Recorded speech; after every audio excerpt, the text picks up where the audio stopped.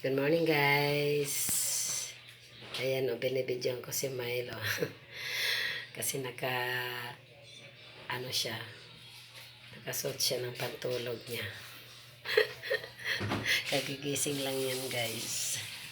Tapos na rin siyang kumain. Ayan o, natira sa pagkain niya. Hi, hello, Milo.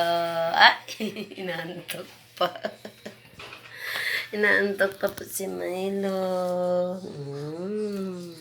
Mabait yan si Milo ko. Milo, tingin ka dito, baby. Hi ka na dito. Oh, dali na, hi. Hello. Halika. Milo, halika. Dali. Hi. Tamad tumaga na eh, no? Dilaan ako. Huwag mo dilaan. Tapos nga kumain, di ba? No? Tapos na yung kumain si Kuya Milo namin. Oh, tingnan mo. Parang inaantok pa. Tamad tumayo. Yan. Halika na, dali. Halika, dali. Milo. Halika.